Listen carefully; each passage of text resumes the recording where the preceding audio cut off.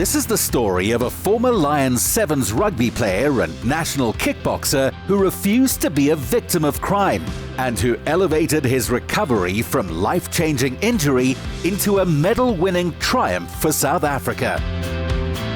My name is Darren Thomas. I'm an adaptive CrossFit athlete. I'm a husband, a father, and also a businessman.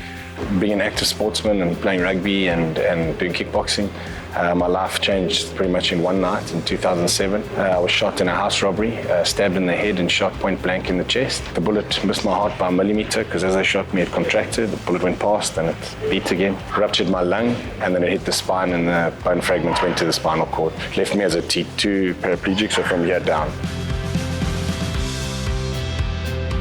So I think in the beginning it was really difficult because being active all the time, that was what kept me going, and that was my kind of reason I wanted to be a sportsman. And so being told that I'd never walk again was basically my worst nightmare come true. And then I didn't know what I was going to do. I pretty much lost my identity, and I was a rugby player and a kickboxer, so who was I going to be? I couldn't do those things anymore. And so although I didn't change the person, those things were basically taken away from me, and I had to try and create a new identity and live with that, you know. After recovering from surgery and having lost all of his core strength, Darren first had to relearn simple things, like sitting up.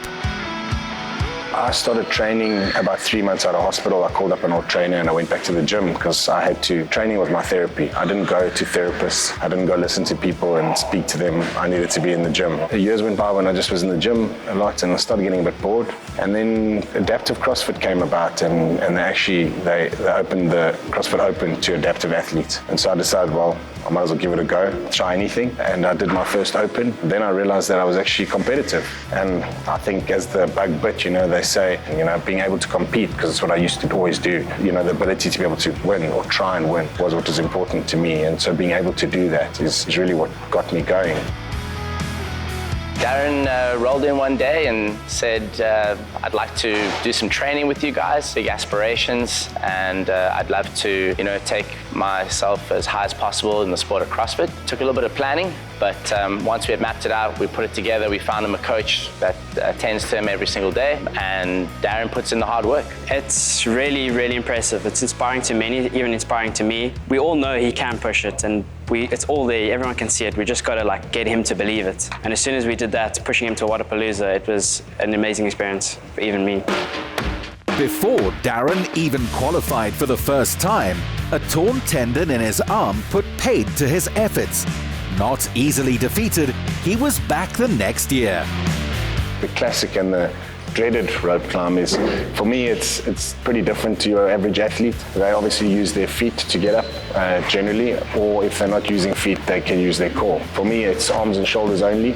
I don't have the ability to bring any core into it, so it's quite taxing on the arms and the shoulders and especially on the tendons, but it's part of CrossFit and we have to do it. So we managed to string a couple together and actually do them in workouts. It's become easier. So generally this is quite different for me.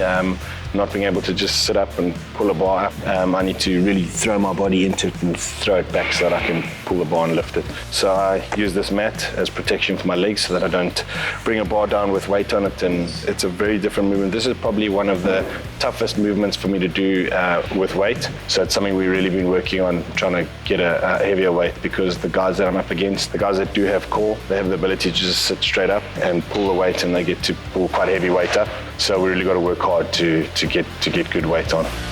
So these are my version of skipping ropes. They're split ropes and they are weighted. It's a lot of forearms and a lot of shoulders, and we get to skip. They often want us to do either forward, backwards, or alternating. Away from his target of 500 pull-ups each morning, this international medal-winning athlete runs a security company.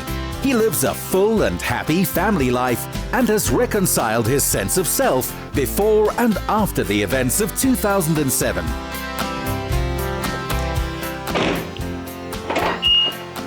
Guys, welcome to my house. Let's go inside. Before I used to be a very active sportsman, loved my rugby. I was a young rugby player, and the dream of most young rugby players is to be a Springbok. I played a lot of club rugby and played for Pirates, and then played for Bits for a year. These are all kind of up and coming under 21s and second team and moving up the ranks over my time.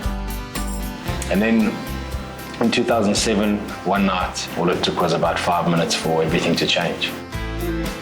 And so this jersey here has got a story behind it. I was friends with Brian Urbana, and after the World Cup, obviously he was a big hero, but we spoke probably 2 days before this happened. When they eventually arrived back in the country, I was in the rehab, and he arrived there with a jersey that was signed by the whole team, the World Cup winning side. And then this ball over here, he brought this along with it. It says there to Darren, get well soon, and it was from Jake White. As we know, Jake was the coach that took them through to that final, so obviously it was a special gift from him.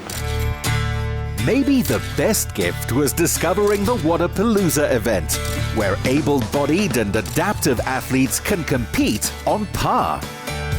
Because CrossFit is not very well known in South Africa in terms of adaptive CrossFit. My competitions have all been online. I've been wanting to qualify for a couple and have done qualifiers. My biggest one and biggest goal was Wodapalooza, that's in Miami, and we made it.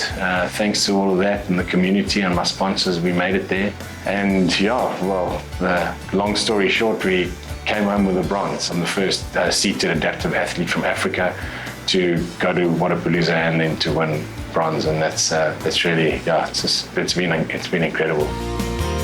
So too for Darren's wife Lauren Thomas and kids Kyla Jade 11 and Bevan 9. Darren and I have been together for almost 20 years, so we've been together since we were very young and now we're a bit older. When the accident happened in 2007, we had been dating for about 2.5 years at the time, and obviously everybody was questioning whether I would stick around and stay with Darren, and obviously it was a massive life shift and something that we never expected, because we're on a road to like having an amazing future together. He was very sporty, I was doing my articles to become an attorney, so we had our future planned out, so this completely derailed that. The funny thing is I never doubted that I wanted to stay with Darren and be by his side. He never changed as a person, he never became bitter, he's always been a fighter, and I think together we were strong as one.